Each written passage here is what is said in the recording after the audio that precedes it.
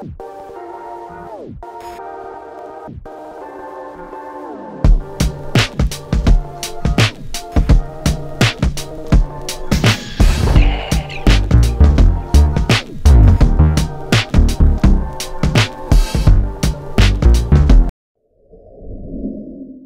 everyone, it's me again, Birdtam DIY TV. Panibagong araw at panibagong vlog na naman ang ituturo namin sa inyo sa araw na to sa ngayon.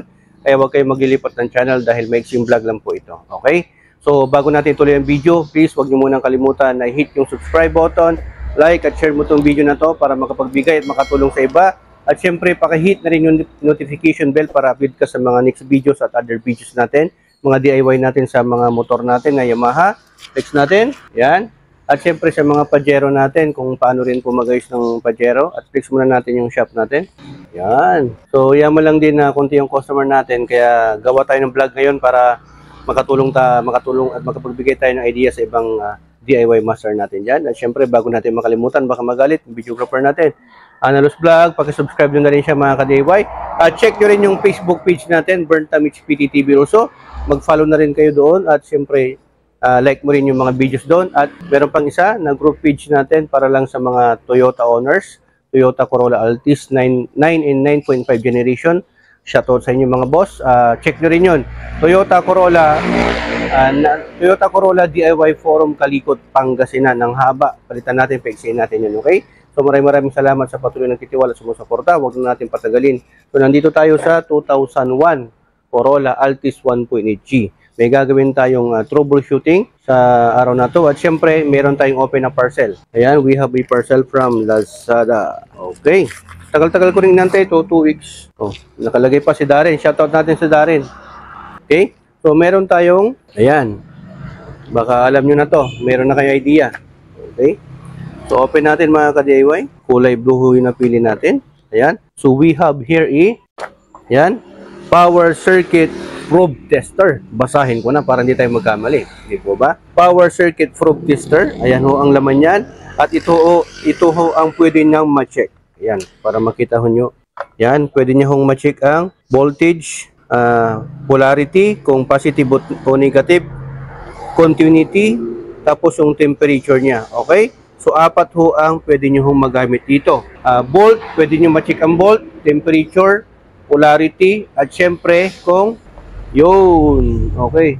Dito, kung paano natin gamitin. Siguro ito mga ka-DIY, lagay ko na lang yung link kung saan ko nabili sa description below. At syempre, nabili ko to ng mga 800, kasama na ho ang shipping. Mahal ho kasi ito. Ito po ay galing sa Mr. Cartol. Okay? Ibang bansa po ito, hindi po dito. Kadalasan po kasi ang ginagamit natin dito para ma-check ay tester. Okay? Tester light lang po, 'di ba? Basic ko ito. Ito yung common na ginagamit ng mga siraniko. Mekaniko na katulad natin. Ayan. Para matest natin. Umiilaw. Siyempre pagbabalik rin mo rin yan, iilaw din yan. Okay? So ito, kung hahanap kayo ng ground, lalagay nyo lang sa positive tong connector. Oh. So, wala siyang ground. Mahina yung ground pag gano'n. Ano?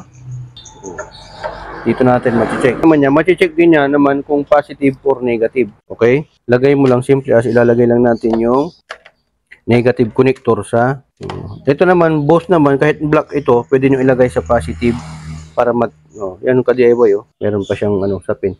Ingatan nyo kasi matulis po ito. Okay? Nalagay natin dito, machi-check po niya yan. O, diba? Ito yung mode niya kung saan pwede mong, number 1 mode, yan yung volt niya. Mababasa niya, 12.7. Pag i-mode to natin, ibig sabihin, pag ito umilaw, closed circuit po yan o real circuit. Okay?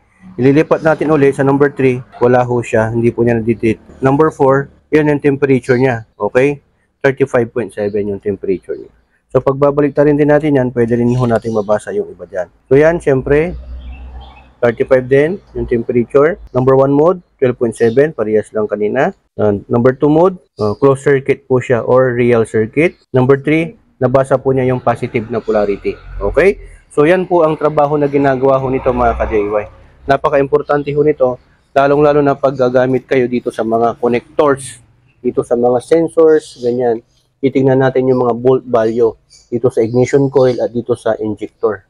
So ayan mga ka-DIY, bigyan ko lang po kayo ng trivia kung bakit po ako bumili ng ganito, yung probe tester circuit. So naano ko kasi yung andar ng makina na parang maaksaya sa gasolina, at minsan parang kulang sa gasolina yung finifeed niya. Ito po kasi, itong socket na to, siya po ang responsable na magbibigay ng connection o supply doon sa injectors para yung injectors naman ang magbibigay ng supply ng gasolina para mabuburn dito, ng gasolina dito sa makina para maburn ng ignition coil papuntang spark plug yung kuryente. So pag mali ho ang connection ng mga to or pag hindi rin po or pag kulang din po ang value ng voltahe ng mga to na binibigay nitong mga wires, mali din po yung bigay ng injectors. Siyempre ho, manggagaling din po sa computer, binibigyan din po ng computer kasi may signal din po papuntang computer ho yan. Okay? So para malaman natin na same value pa yung volt ng mga to at kung tama pa yung nakalagay yung mga wires niya, kung baka kunwari, pag hindi po napagbaliktaran to, dito po natin matitest. Dapat ho kasi, pag hindi ho nakaandar ang makina, nasa either 12 volts po to or kung bababa man 11.9, 11.8, basta pare-parehas lang po sila ng value ng voltahe. Dito ho natin malalaman, okay? At dito rin natin malalaman kung saan po yung nakalagay yung pulse. Ito mga kadewa, i-ano natin dito. Kunwari, dito po nakalagay yung sa may, tinitesting po natin dito sa unang wire. 2 pins lang po kasi ito or 2 wires. Dito yung sa positive niya, yung sa volt niya, dapat same lang po yan. Dito lang po, nakauna. Okay? Pare-parehas na dito po sa unahan. Dito naman yung pulse.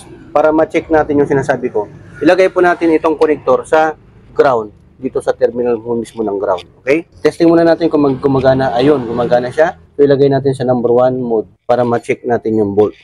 Ito yung volt niya, nasa 12.7. Okay? So, dito, check na po natin dito sa wire na to. Ayan. Susi. Oo, kailangan i-switch yun. So, iti-test na po natin mga kadewa yung volt niya. Ayan. Kanina ho, hindi ho siya gumana kasi hindi ho nakasindi yung hindi ho nakalagay yung susi sa ignition. Dapat ho kasi pag nag-check kayo nito, nakalagay yung susi sa ignition. Okay? Mamaya ho, papaandarin natin. So, ayan po, lumabas na ho. Ayan, yung ano niya, volt value niya, nasa 12.1 o 12.2. Okay? So, dapat dito rin, same lang din ho siya.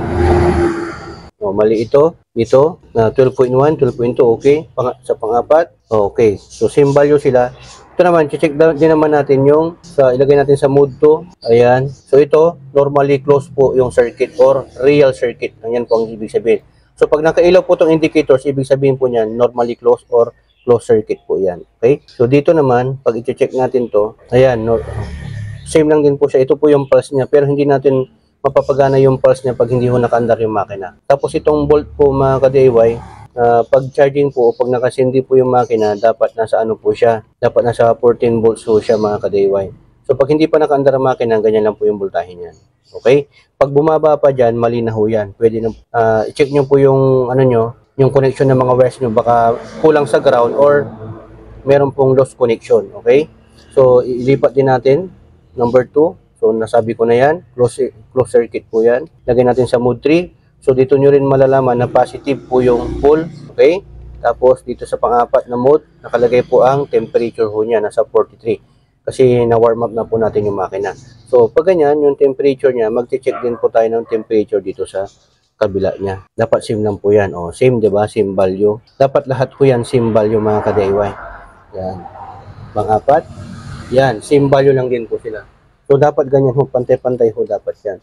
Kasi pag hindi ho sila pantay-pantay mga ka-DIY, mali ho yan, may poor connection po siya. So, ngayon paandarin ho natin. Paandarin mo. Kunin mo na lang yung ano. So dito para ma-check din natin yung pulse niya mga ka-DIY, ilagay natin to sa positive. Yan. Yung ano natin, connector. Ilagay natin sa positive para ma-check natin yung pulse. Pero kailangan na paandarin pa natin talaga yung makina. Sige. Yan, paandarin natin.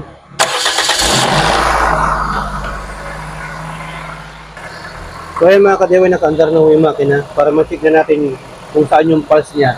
Ito, mag-iilaw to pero yung nagpa-pulse parang square wave po ang tawag. Yan.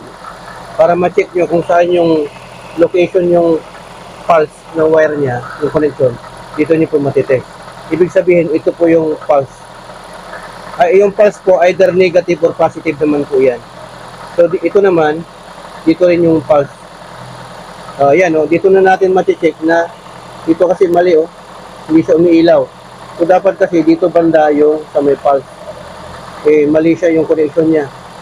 Dapat yan, pare-parehas dito sa pangalawa. Nito sa pang-apat. Na, di ba? Pakita mo. Sa may dilaw dapat, sa may dilaw. Sa may dilaw dapat na wire. Yan o. O, diba? Ito, mali eh. Wala o. Nagkabaligtaran mo ito mga ka-DIY. Mali. Ililipat po natin to. Kaya ito po, gano'n ka-importante itong tester na to. Dito natin malalaman na kung saan nakalukit tamang location ng mga wire. Okay? So, i-check din natin. Lipat natin kung tataas pa yung temperature niya. Kasi naka-andar na yung makina. Saka yung voltahe niya. Dapat nasa 14 volts ito mga ka-DIY. Ayun, 13.9. Lilipat natin. 13.9. Simbalyo. Simbalyo. 13.8 ito mga ka-DIY. Medyo bumaba. Ayun, simbalyo lang. Simbalyo. So, dapat ganyan ho. Simbalyo lang po talaga sila. Lipat natin sa number 2. Oh, close circuit. Number 3. Tama ho. Tama ho siya, oh. Negative po yan. Number 4, yun, 45 yung temperature niya. Tataas talaga yan kasi nakaandar yung makina. So yan mga ka-DIY, tatanggalin na natin tong harness niya, pati tong hose, para mas mabilis yung access natin. Ililipat natin yung wire ng pangalawang connectors kasi mali ho yung location niya. Nagkabaligtaran ho. Yan, okay? Nakuha ko na kasi na ganito yung unit. Baligtad pala yung pinagawa nila. Buti na lang sa iisa lang. Kaya siguro maaksaya din to sa gas or mabaho yung amoy ng tambucho, maaksaya sa gas kasi mali yung connection or erratic kasi yung yung idle niya iba-iba. Tumataas pababa nasa 1,000, 1,200, hindi siya nag-800 ganun. Isa rin to sa nagbibigay ng faulty na reading kasi mali ho yung sa connection niya. Pero pag gagawin natin yan, bago natin gawin, tanggalin muna natin tong connectors.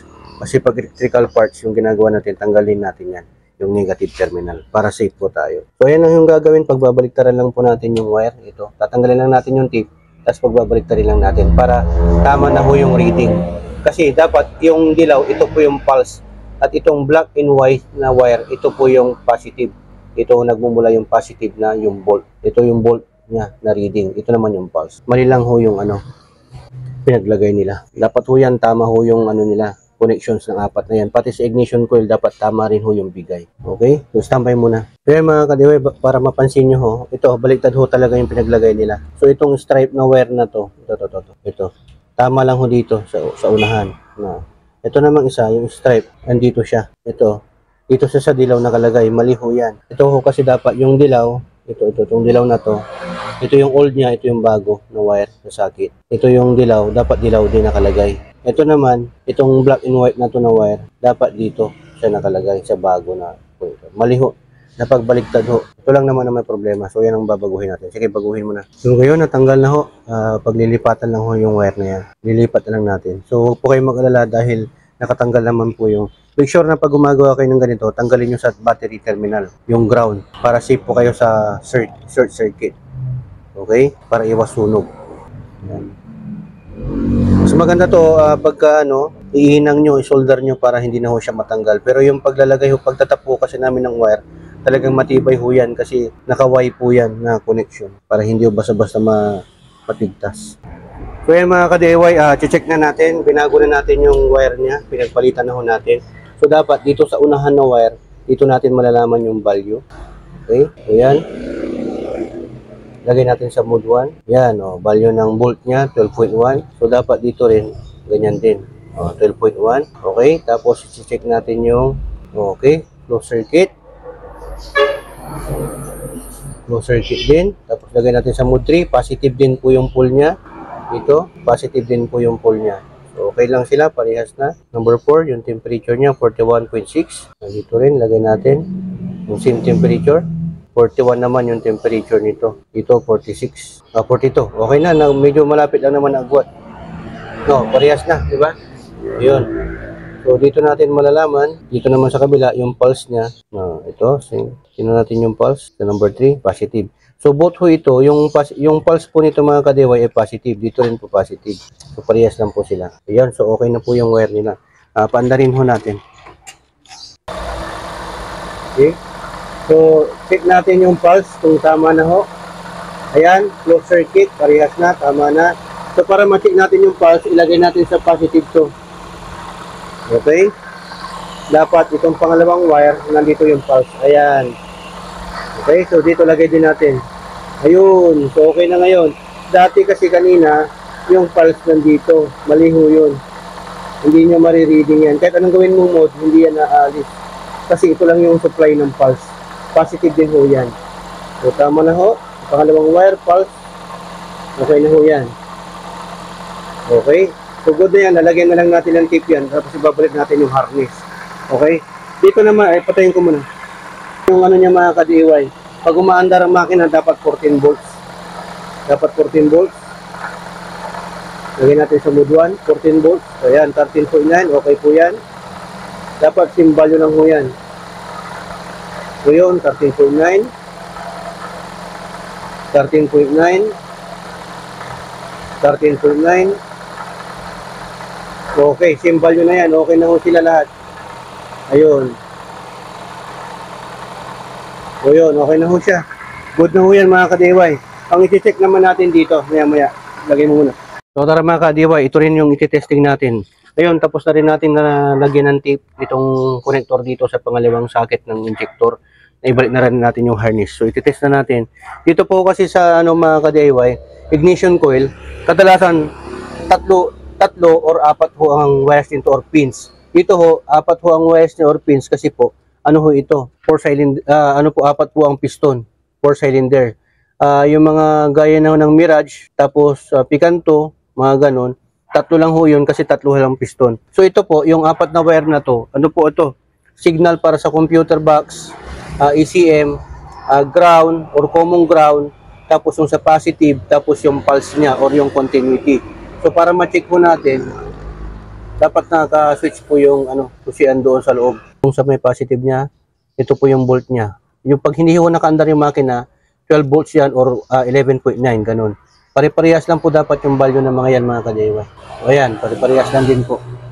Okay, kabila. Ganyan lang po yung pag-check niyan. O, pare-parehas. Dapat to pare-parehas ho ang value ng mga yan. Kasi pag iba ho ang value, may mababa, tapos may sobrang mataas, overcharging na po yon, hindi ho pwede yung mga yun. Masisira po. Okay? So, check din natin yung temperature niya mga ka-DIY.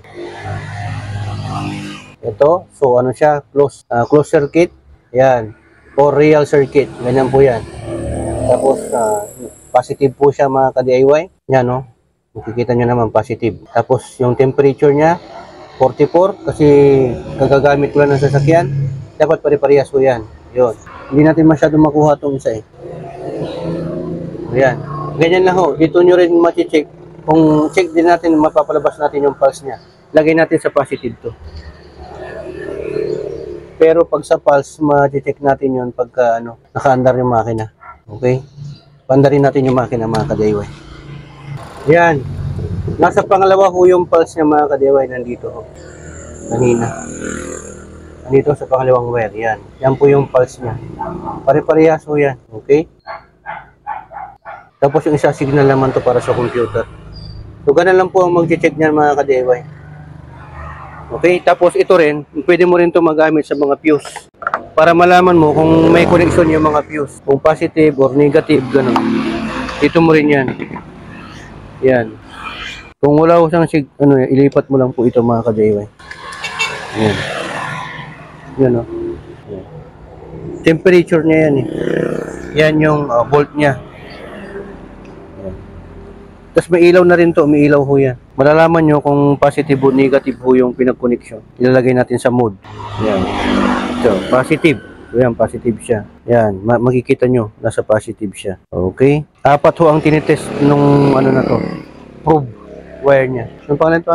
So, maganda ho na bumili rin kayo nito para ma-check nyo talaga kung may pulse, kung same value yung volt, tapos yung mga temperature niya, tapos yung continuity niya, yung ground, dito mo malalaman. Madali lang po ang basahin. Okay? Mura lang po ito. Nasa 800 lang po. Kasama na po ang shipping. Mr. Cartol. Okay? Probe circuit. Power circuit probe tools. Okay? Dito rin, napansin ko rin nung pinandar namin yung makina, nung inayos natin yung wire, pinagpalitan natin kasi mali yung pinag-wire nung dating may-ari, okay na ho, nawala ho yung knocking. So, ibig sabihin, kulang ho yung binibigay niya o finifeed niya na gasolina dito sa injector kasi mali ho yung wiring niya. Okay, nagkabaliktaran. So, ayan, maayos nyo rin po dyan kung may short circuit, kung poor connection or lost connection or kulang sa ground. Yan, malalaman nyo ho dito sa tester po nito. Maganda ho na meron to. So, okay na ho yan. So, ang ituturo ko na next sa inyo kung paano ho mag-check ng ignition coil mismo, yung sa resistance niya kung tama pa ho. So ayan mga ka-DIY, hoping na may natutunan na namang kayo sa vlog content natin ngayon kung paano ho mag-test ng volt value ng injectors natin dito sa socket niya, pati dito sa ignition coil niya. Pati sa mga sensors po yan, sa IECB, TPS, dito sa forge tank, tapos sa map sensor, pwede nyo rin itong magamit. Okay? So ganun lang po mga ka-DIY. Iwas na rin yan para sa iwas na masira. Kasi minsan pag ito ang ginagamit ninyo, itong tester na to, minsan baka masira ho yung computer. Okay? Yung computer box ninyo. Kaya mas maganda to kasi may overload protection po ito. Hindi ho gaya nito, wala hong overload protection ito mga ka-DIY. Kasi yung bulb na ginamit po dito ay malakas ho. Dito ho, 5 watt lang po yung ginagamit ng bulb para ho hindi masira ang computer. Okay? So, pandarin natin ulit. Pandarin mo. Ayan, pandarin natin kung mawala na yung knocking sound niya. Wala na ho mga ka-DIY. Minsan kasi nagkakaroon ng knocking sound kasi kulang yung supply ng gasolina. Okay, so yun pala, bakit minsan pag nag-accelerate ako medyo mabagal yung arangkada niya. Tapos pag maingay talaga yung knocking sound niya. Parang sa motor din yan, kulang ng gasolina pag may knocking sound. So mas maganda ho na gumamit kayo nito, bumili kayo nitong power circuit probe tester. Okay? Minsan nga ito, kahit hindi mo na pag-anuhan yan mga ka-DIY. Okay? Easy lang ho yan. Diba? So yan, maraming salamat. Hoping na may natutunan naman kayo sa vlog content natin ngayon. Share mo to at para makapagbigay ng idea sa iba. So yan mga ka-DIY, dito po sa HPT, dalawa lang po ang meaning ng DIY. Do it yourself at destroy it yourself. So sa pag-DIY, ingat po tayo lagi. Dito sa HPT, sharing is caring. Ayan, so yung mga experience ko dito, sinishare namin sa inyo, binablog namin para magkaroon kayo ng idea at makatulong po sa iba. Okay, maraming salamat. To God be the glory and burn thumbs. Signing off.